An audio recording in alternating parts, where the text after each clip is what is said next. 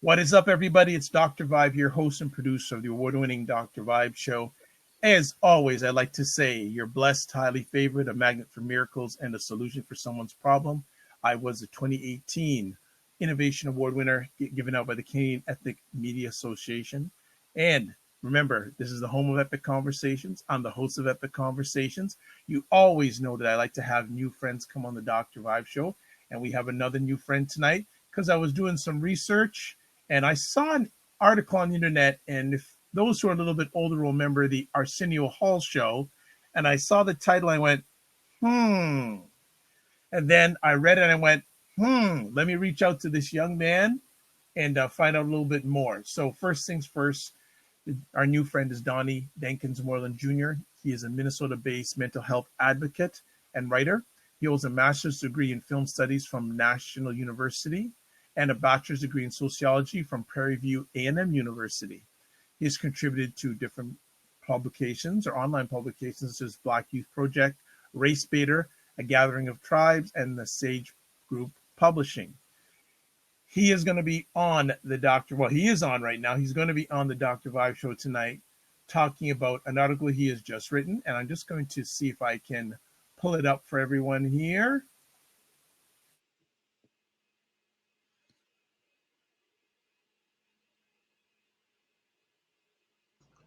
The name of the article, as you can see if you're watching live or on the replay video-wise, is Many Black Men Protect White Women Because We See Ourselves in Them. I think we're going to have an interesting conversation tonight on this topic. So, welcome for the first time, but not the last time, Mr. Donnie Moreland. How are you, sir? I'm pretty good. Good. Well, thanks for taking the time out of your positive, productive schedule to share with us. I also want to shout out two people who are watching live on the Get Vocal platform. I'd like to say what is up to Social Steph. Mr. Donnie, a little bit of an introduction there, but let's find out a little bit more about you. Where did you grow up, family life, etc.? Well, originally I grew up in Maryland, Greenbelt, Maryland, to be more specific.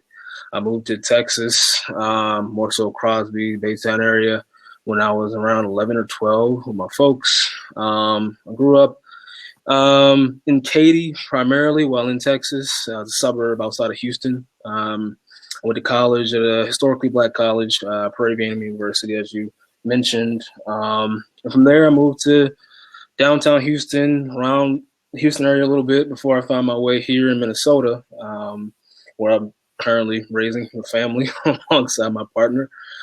So it's just kind of been a life of transition, to say the least. Family life has been good. I come from a family of creative people. My father is a photographer. He also owns this a process serving company, or at least has taken over as CEO of that company. My mother, she was actually working on her master's program in psychology at the moment, along with her MBA. She's worked in human resources for a long time as a director in different areas within that industry. She's also a prolific writer, leagues above myself. I've been trying to get her to publish herself, but we'll see how that goes. But yeah, that's essentially my family. Brothers and sisters, the only kid. So yeah, that's me in a nutshell. Writing is in your genes, so to speak. Yeah, you could say so. You could say so. I didn't used to be a fan of it as a practice, kind of growing up in school and high school. I was kind of forced to as part of a sociology program where you're doing a lot of, qualitative study analysis and things like that. And of course, working my way in film studies, it's nothing but, writing, academic writing and things like that. So kind of had to better my talents, to say the least. Where did you get the drive for education from? Because in your bio, you've achieved a number of wonderful things education-wise. Where did that drive come from? My mom. My mom. I was not a fan of school until college. She forced me to go. I was looking to become a Marine, but I tore my ACL and MCL playing sports in high school, so they were not looking to take me. And I had no plans, and she pretty much told me, "You're going to college. There's no ifs, ands, or buts about it. It's college." Um, and I had heard of Prairie View prior. I mean, I didn't know much about historically black colleges and institutions, but I heard about Prairie View. And growing up in a predominantly white suburb such as Katy, I was looking to kind of diversify my experience. So showing up there and uh, garnering relationships with my various mentors as of now really gave me a love for studying and analysis and critical thought and things like that, especially within the areas I write about. So it definitely comes from my mom, to answer the question. Okay, good stuff. A lot of education in two different disciplines. Why two different disciplines? Well, originally it was psychology. When I got to college, I was reading a lot of, Carl Jung, as I think most impressionable minds, for instance, in psychology do. But I began speaking with a professor within the sociology department who became a mentor of mine about what sociology is and what it offers, and what it can offer those who study it, and the many ways you can kind of navigate our social world in relationship to your advocacy or relationship to your research. And it seemed really interesting, and I said, you know what, I think that's more me, so I'll give that a go. And in kind of studying sociology, I began to recognize with my love of film, because I've always loved film. My mom is a big film buff. How film and television and media in general has shaped, our social world. And I wanted to see and study more of how, visual media, how much that imports on us and how much we import on the various industries within that medium of artistic expression. In many different ways, people express various things through visual media.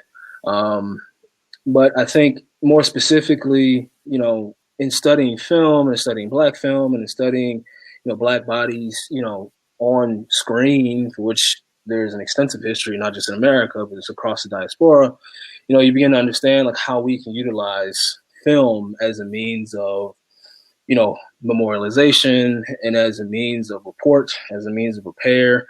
I believe that film is really the next step for kind of discovering, how to both present our history, understand our history, and figure where we're going next, because it's such an expansive medium, and I think it is well worth the study. And I found out that it was. Nice. Congratulations. That's good stuff. When did you start the writing bug, and what was your first article that was published? It's kind of a weird story. I began writing for a men's health magazine. Know that magazine. Well, not Men's Health, but a Men's Health. Okay, I'm Men's Health. Okay. Yeah, no. Yeah, when I was like fresh out of high school, I was just looking for work, and there was a Men's Health magazine that was calling for writers, and I just put in I submitted a inquiry, and they thought I was appropriate to write for 45 to 65-year-old men, and I just began writing for their blog. But really, in college was when it kind of called me. My professor, he told me about some reference books that were looking for chapters, and he said he thought I'd be, a good choice to write for them. I didn't know what he was thinking. It was like as a freshman writing for college textbooks. But I did it. I put in 100 pages worth of material, and I wrote one on Black Baptist leadership, another one on soil conservation, just two different ends of the sociological spectrum in terms of study. But through the toil of writing those was toil for a freshman. I fell in love with the practice, and then it really wasn't until this year when I kind of returned to writing as as something to do which is not so much, meditative or therapeutic or personal, just something that I could do to kind of like expand my portfolio. And I reached out to the editor for Black Youth Project because I was encouraged to do so by a friend of mine, Josie Pickens in Houston, who is a wonderful, not just educator, but theorist who works on, studies of Black intimacy and love. She said I should, submit a pitch, and I did. And, I've been writing for them ever since and been picking up other opportunities elsewhere. Writing for Steve Cannon, who recently passed away, but he's a giant kind of in, independent New York Black literature publication, working with Ismail Reed, and just art in general, being able to publish with A Gathering of the Tribes before he passed was just a huge accomplishment, kind of a lesson myself that, hey, I might be able to do this. So, yeah, I'm just kind of still on the train and seeing where the journey takes me. Well, from those things like you mentioned you had written about in the past, what led you to write about this subject? Because like I said, the title got my eyeballs immediately. What was the impetus for you to write an article called Maybe Black Men Protect White Women Because We See Ourselves in Them?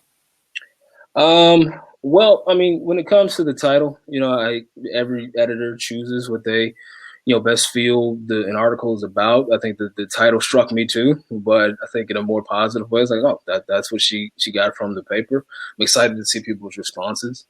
But I've been writing, well, in Houston, I started a mental health support organization for Black men in Third Ward. It's called Lab, wonderful people in kind of, facilitating what we offered as services. So we had, group sessions, and we offer resources. I created an online forum for men, and I was reaching out for Black men specifically, but it was a lot of men who just kind of, took apart to just talk about their issues of trauma and stress and things related to, sexual abuse, things related to just the various topics that were being discussed around Me Too as related to men, but then also just the lived experience of men. And so, I did that for about a year before I moved. And my first paper was about, well, not paper, but my first was about, privilege and the ways in which, as Black men, we express privilege, even in the unobserved, even in the subconscious. And, it just comes from in being a Black man with my experiences and in wanting to understand my relationship with my father and my grandfather and my proximity to other Black men and the things that, Black women, the things that Black women about in a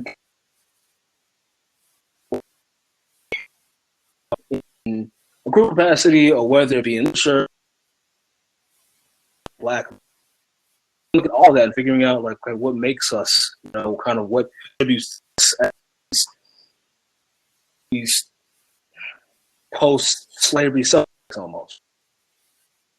Kind of like post-slavery self-making for Black men, like, as we've kind of progressed since, not just emancipation, but, our transmutation, across the Middle Passage. So, just wanting to understand in all aspects Black men, since I am one, and that is kind of the through line of all my work. But, it's also about, memorialization. Like, that's something that's big with me. Like, how do we memorialize not just those we've lost, but, our ethnic history and our experiences, our geographic history? Like, how do we memorialize these things? Because erasure is very real, and not just of people, but, kind of erasure of identity, erasure of experience. That's a big thing for me because, we have a lot of stake, not just in America, but Black American men. So I speak about that, specifically. So, those Black men, and then, the memorialization of, blackness, and how we're, want to define or discuss blackness. Okay. All right. I just want to shout out to Steph, who's watching us live on the Get Vocal platform. She lives in 3rd Ward in Houston. Oh, nice. Shout out to 3rd Ward. All right. Yeah, there's a lot of work on Project Row Houses, and Ellis Bakery makes the best vegan cupcakes you've ever had in your life. Good stuff. So when writing this article, what caused you to write this? I really want to find out why you wrote this article. Was it of personal experience? Was it the experiences shared by others to you? What gave you the impetus to write it? Well, I mean, I think if you kind of what I've been writing about for the last few months now, it's just kind of been about our relationship with our proximity to patriarchy, or, you want to call it whiteness, we can call it whiteness. What is to privilege, what that proximity is to the things which we do have a relationship with, even if it's a relationship in contest, even if it's a relationship in opposition. So, I think I talked about, kind of black male relationships, or the relationships of black men, or cis heteronormative black men with, black transgendered women, and with queer homosexual black men. It's just trickled down to white women, because I was just really interested, given, if you look at the relationship that a lot of black male entertainers in the States have to, characters such as Just Jules or Iggy Azalea or others in a more non-sexual form, right? Like, not everything that exists between black men and white women, or black men and whiteness, is solely sexual. Nauseum about interracial relationships, and about loving white women in a sexual capacity, or not loving, but, having a relationship with white women in a sexual capacity, or, sharing kind of romantic intimacies with white women. That's been written in nauseam. I wanted to more so look at kind of what contributes and informs those relationships. What kind of contributes and informs, the non-sexual encounters, that do exist, because there is something there. And so I just decided to try to unpack it, in the ways that I do, looking at history, and looking at, kind of the modern examples of less platonic relationships, but I'll call them non-sexual relationships, relationships just between two parties that share something. And it's about, like, what exactly do they share, right? And in relation to, and less privilege, right? But the performance of privilege, especially for us. So it really was that, right? It's not, about character, person, or like being white women. Not saying black men are white women. That's not what I'm saying. It's an inquiry into what is the relationship that we have, that proximal relationship with respects to privilege, and how can that hurt us? Because it has, right? It has hurt. And I kind of talk about that a little bit with my own tangential experience. A kind of wholly vapid environment in Katy, Texas. My own experiences of others who have this idea about blackness kind of important to them in these environments where blackness is not something that is seen, and the relationship to whiteness and the people that perform whiteness is very strange. It's a very strange relationship. So it's really looking at that, like the root of that, and trying to figure out what it is. And also, I'm not the first person to ask the question. I bring up Al Hilton's book, White Girl, which is, a huge, I think, kind of influence on, the piece. And it really is me asking the question that he asks, and less about queer black men, but about cis heteronormative black men. Like, what what happens when you turn this inside out? What exists, right? What is our proximal relationship to privilege? What is our proximal relationship to the performance of privilege? What is our proximal whiteness? Perspective on that spectrum of maleness or black maleness. Excellent. Now, as we go further into the article itself, how much of your personal experience, now, and it's up to you if you want to share this, did you date white women in the past, and did you experience what the title of the article? For me, it was, you know, there was one young woman in high school that I had an intimate relationship with, but it was more about how I saw white women and why I saw them the way I did. You know, it's something to kind of, in some instances, it's the traditional, like, claiming his trophy, right? My friend likes to call it, like, you know, the search for reparatory sex or reparatory relationship, just like using white women as a type of reparatory justice, you know, given their kind of relationship to white men, right? Like a part of it is that, but then there's another thing of you know, feeling more comfortable around them as, you know, I don't want to say friends, but as affiliates that I do, you know, black women who I engaged with, right? That I did, you know, women of color that I engaged with. Like, there was a comfortability there that, in hindsight, is very strange. It's a very strange thing to me in hindsight, especially in you know, kind of looking at the social environment of Katie is shaped, and kind of, again, that it being a culturally vapid, you know, community. It was just a very strange thing to me. Like that comfort, you know, it was weird, right? In hindsight. So I wanted to understand that for myself. Like, what is that? Why do I, you know, why is there that comfort there? No worries. Daddy duty is more important than anything you got going on. Yeah. No problem. Well, we wanted to be a part. No problem. We'll sort of keep it short here, because to me, that's more important than any conversation. So let's get back to the conversation where we left off in regards to how much, if anything, your personal experience had to do with this article. I think I left off. I was discussing, you know, that comfort, and want to know what comfort is, and then realizing that I wasn't only one. Like, you go to HBCU and you're going to have experiences with, you know, so many different types of black people, black men, and realizing, okay, this wasn't my sole experience.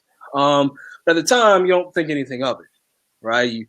But in me kind of doing the work that I do and kind of looking to, you know, unpack what black maleness is, what makes us, what contributes to us, what's important on us, what important on others, you know, I was looking to kind of to observe what that was, and, you know, ask the question of what that was. More so asking questions about what was that, you know. Okay. What could that have been? Excellent. I just want you to expand on one of the quotes in the article. You're saying what white women mean to us as black men based on what it is to mean to ourselves in proximity to whiteness. Can you expand on that comment? Yeah. So I think that, like, when we talk about, you know, race, we talk about kind of our relationship with race. I think it comes across very objective, very universal. Like, this is just how things are. This is just how black men are, just how black women are, just how white women are, just how white men are. But, you know, in Christina Sharp talks about this a lot in her work. You know, type of like post-slavery self-making, like race as performance. And, you know, she's not the only one. Like, this isn't, you know, an original concept, but it's like the performances that each of us undertake as part of of race, and how those performances, how they influence others who are also performing. And so for me, it's a question of within, the performance of race, within the performance of kind of like of blackness along with maleness. If we're looking at what contributes to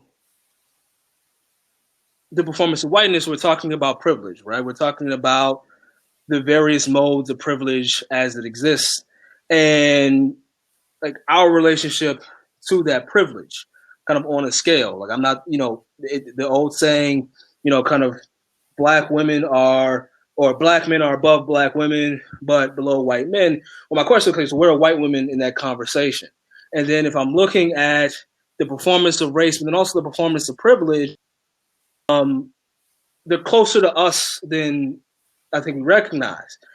And so when I'm thinking about, okay, these performances of race and who can and can't express certain types of privileges in certain types of spaces, you find that there are interesting relationships that people have in proximity to each other.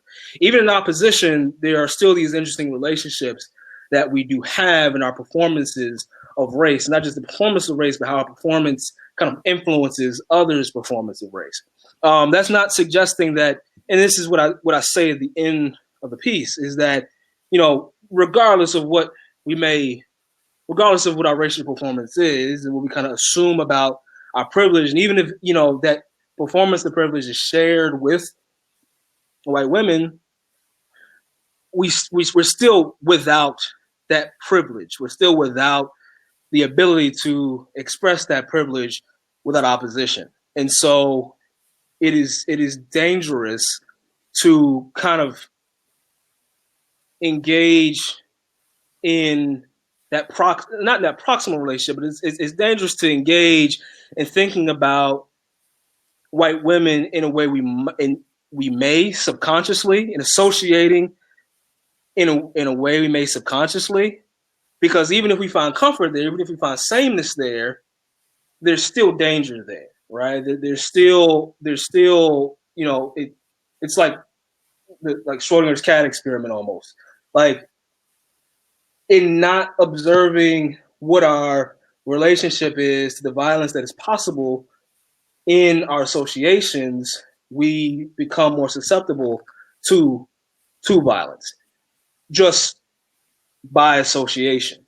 So it's a call for us to be careful, but it's more of a call for us to ask, why do we need to be careful?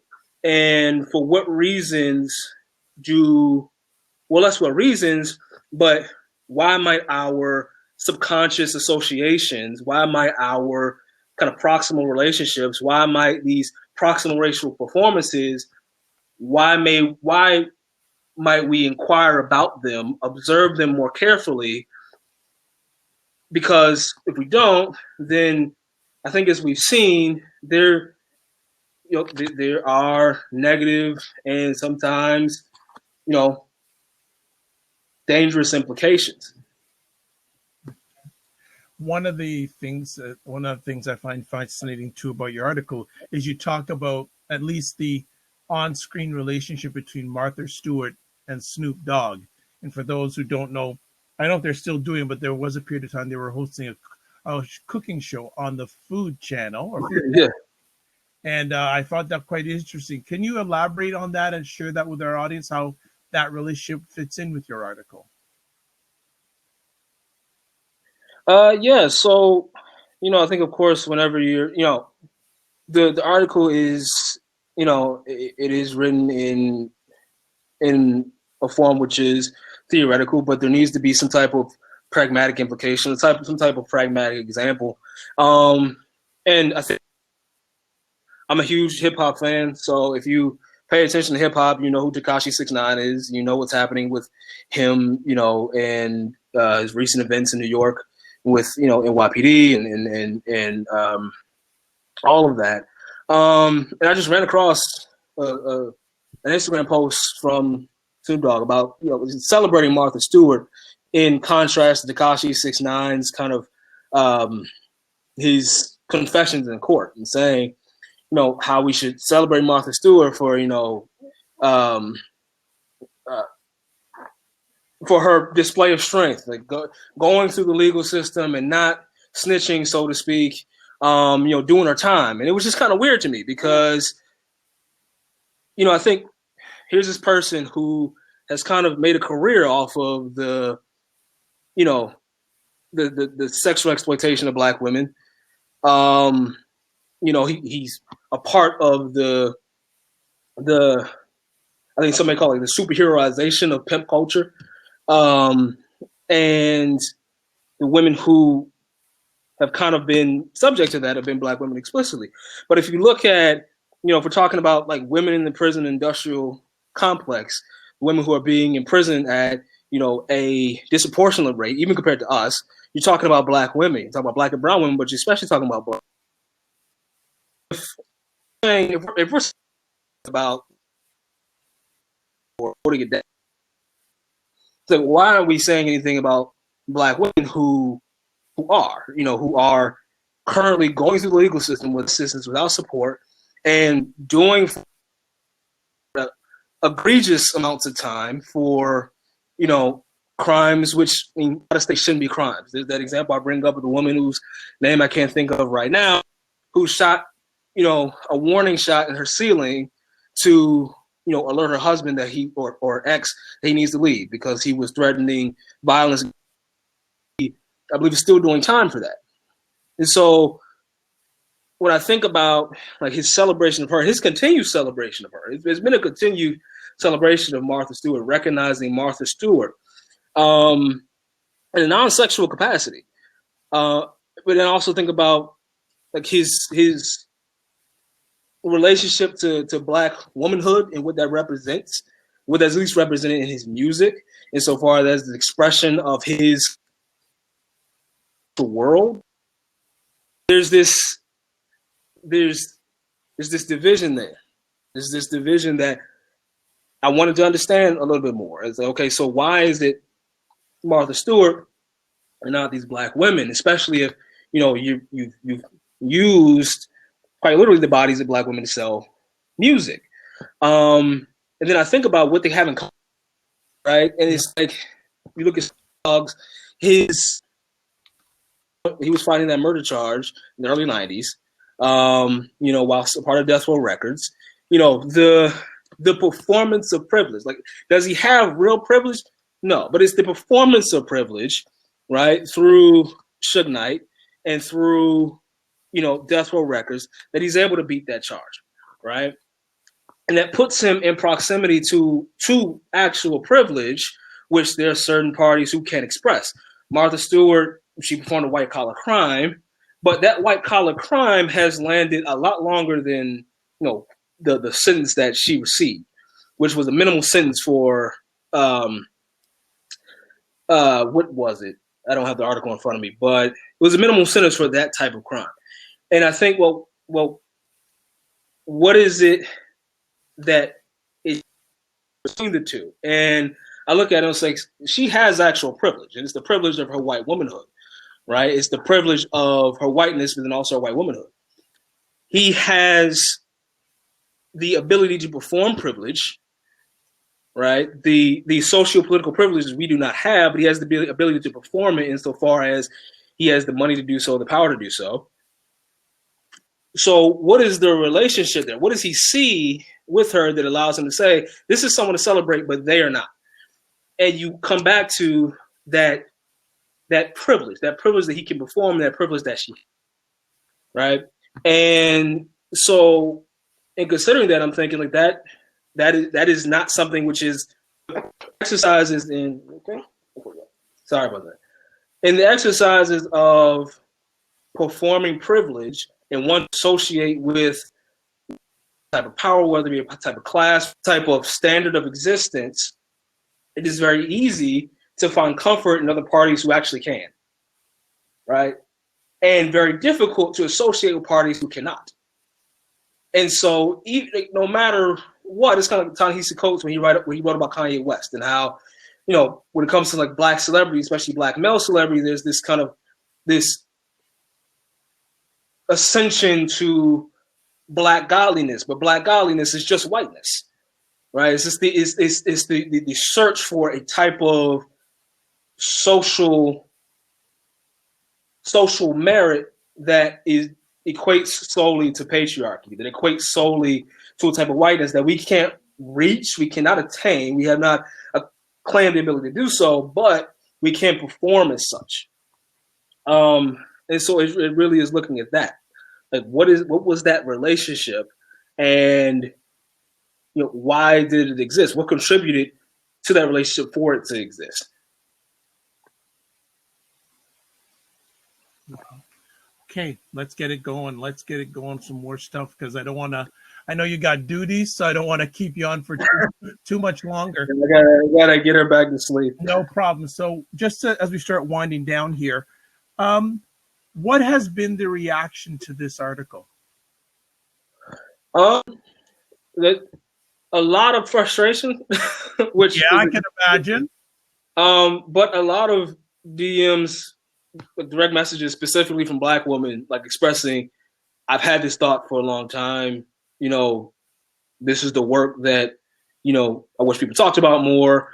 And so it's very strange, how I want to say strange. I think it's telling that the reactions I get from even in my close circle of friends, the reactions I get from Black men about the article, is of hostility and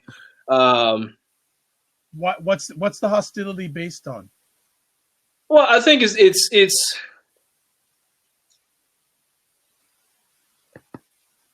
I think when we talk about the performance, this kind of plays a role. When we discuss privilege, we discuss maleness, Black maleness, and associations with privilege.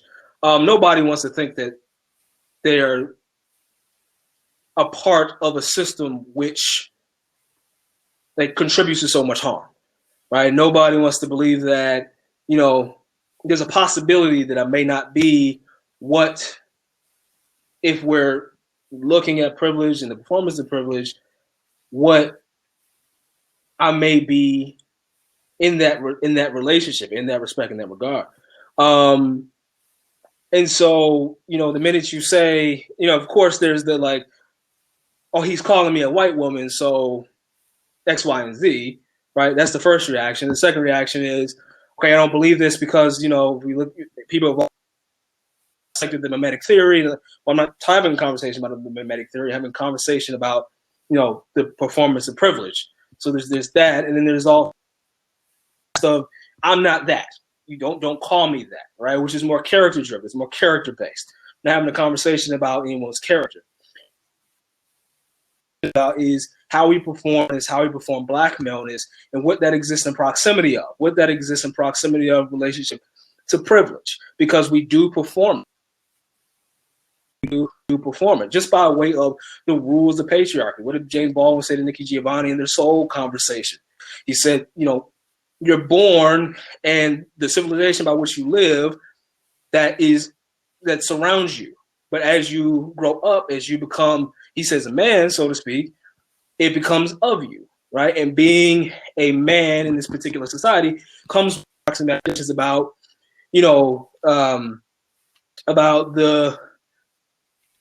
gender roles. We're having conversation about, gender norms, and we fit into that conversation regardless of what we may think, but we have to have a conversation about how we fit. And this is me saying, okay, we're having that general conversation, but we still have to have a conversation about ourselves as kind of a new ethnicity within this structure, right? Because things break down more than just men and women. Things break down more than just, the elementary forms by which we understand gender relationships, right? There's also Black men and Black women. There's Black trans women and Black queer men. There's, there's a spectrum of relationships that we should observe because we interact with them all the time. And if we don't ask questions about them, then the conversations that we should be having about, if you want to call it social progression, we can't really have because we're not having a conversation about what it is that contributes to our making, right? So, the hostility, I completely understand. I don't have issue with it, but for me, is as long as it's getting people to ask questions about not who they are, because that's not the conversation. It's not who you are, your character. It's about what you are, what makes you. Like that is, if people are asking that question, then I feel I'm doing my job. Of course, this is not the last time that I'm going to kind of have the conversation. I'm going to go back to this concept, and this concept kind of, again, it's a through line throughout my work, right? This what makes Black maleness, what makes Black men, and so I'm going to revisit it, and insofar as Black Youth Project has opened up their interest in articles in response to my own. Is giving people opportunity to explore for themselves what makes you, right? If you don't agree with me, and you don't have to, that's fine. But if you believe something that is in contrast to what I believe, and you feel strongly about it, well, there's space to say something because we need to have a conversation. We do. We have to have a conversation. It's not just one conversation.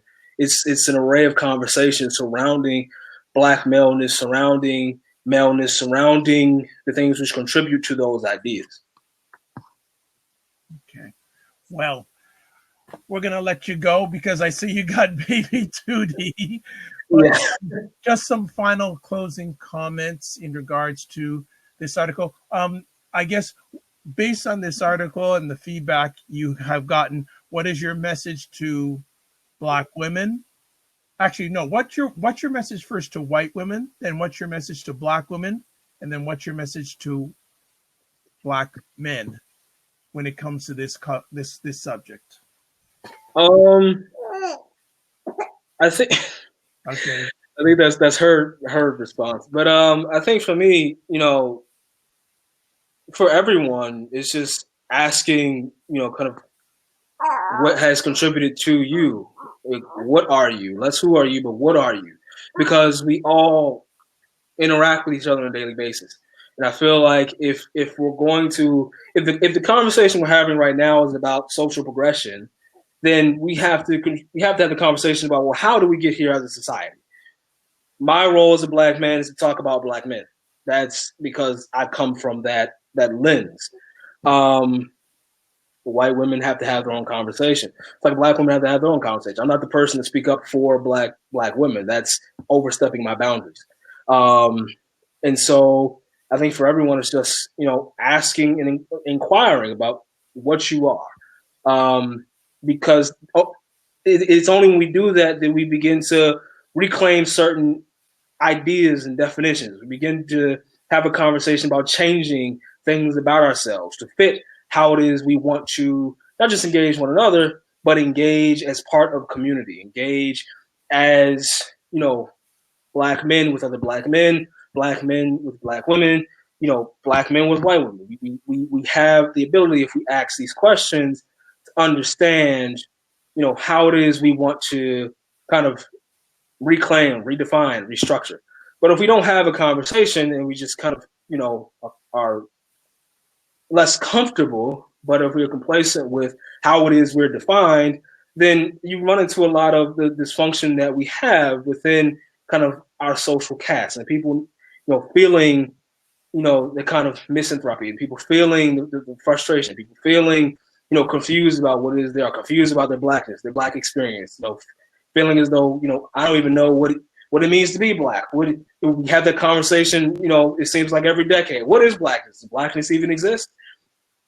It's only because we don't, ask the questions of what contributes to our existence now, what contributes to our existence since we, since our ancestors made that traversal across the Middle Passage.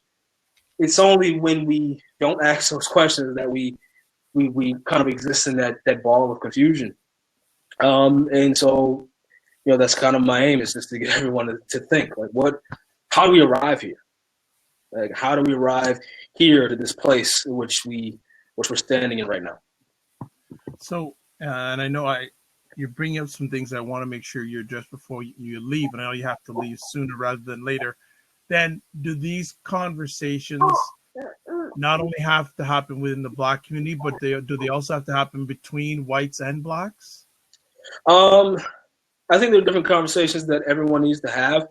I feel like there's certain conversations of reparation that need to happen between Black folk and white folk. That's for certain, right? There are conversations less about reconciliation, but reparation. There are conversations about truth and about accountability, which need to happen between white folk and Black folk, and more so one party as compared to the other. Like, our conversation with white folk, I feel like, is more about, us receiving restitution and reparation for the things that we've experienced, not just in macro form, but micro form as well, because, microaggressions are very real, and they're very measurable, and they're very affecting, and they're part of a legacy. But only when you kind of address what you are and the privileges that you assume in what you are, and the performance of whiteness, can you come to an understanding of, wait, I do have a role to play in this. For Black folk, I think it's a conversation about, about what we're having. Like, the article is not about, it is not to include, white women per se. It's about Black men. It's more about, how do we arrive to an understanding of ourselves that is honest, that allows us to have a conversation about accountability within community, that allows us to have a conversation about truth within community, that allows us to have a conversation about repair within community. So there are different conversations everyone needs to have, but yes, we all have to have the conversation about how we arrived to this place. Okay. Well, on that last comment, we're going to let you go. I'd like to say thank you for taking time out of your duties. Thank you. I appreciate the break. No problem. If people want to get in touch with you, how can they do that? You can find me on Instagram at dmoreland1993, and on Twitter at actually, let me look that up now, because I'm rarely on Twitter. Well, I can tell you it's and it's Donnie DONNIE _ Moreland MORELAND. Yes, and if you look, because I'm really online, primarily to promote my work and the work of other great, Black writers that kind of write a part of these publications that I contribute to, Black Youth Project, RaceBaitr, the Gathering of the Tribes, and a host of others that produce work that we should read. We should take part in the conversations that, so many Black writers are having right now, that kind of require us to be a part of. So yeah, if you want to kind of engage with my work, I would say, Black Youth Project and RaceBaitr is where you'll see me most active, kind of online. I just want to see baby pictures that you'll see all you want to. That's good stuff. All right. I am Dr. Vibe, host and producer of the award-winning Dr. Vibe Show, the home of Epic Conversations. I'm the host of Epic Conversations 2018 award winner for innovation, given out by the Canadian Ethnic Media Association. If you want to find out more information about myself, best place to go is to my website, VIBESHOW.com. I'd like to thank people who came in during this epic conversation. We have Steph, we have Bobby, Melvin Large also came in on the Get Vocal platform. Also, Dr. Tachi, who hosts the Livus online stream about media, tech, and pops culture. It's called Mediascope. It's on Wednesday evenings, 5 p.m. Eastern Time on Instagram Live, and then 6 p.m. Eastern Time on Periscope and Facebook Live. And she is scheduled to come back on the Dr. Vibe Show with Leah Miller, otherwise known as Encyclopedia Brown, Leah Miller in Armenia, this coming Monday evening, which I believe is, October 28th at 10 p.m. So we're speaking at that. We'll have them back on there, collectively known as Black Lady Magic. As always, I like to end out my conversations with live your life as a dream. If you can dream it, you can make it. Sometimes you have to get small to get stronger. Block assumptions and aim bigger, aim better, aim higher, aim wider. One other thing I want to shout out also to, and I can't forget this young lady's name, Serena Wills. Thank you for your support as always. God bless, peace be well, keep the faith, and walk good. Good night, everybody.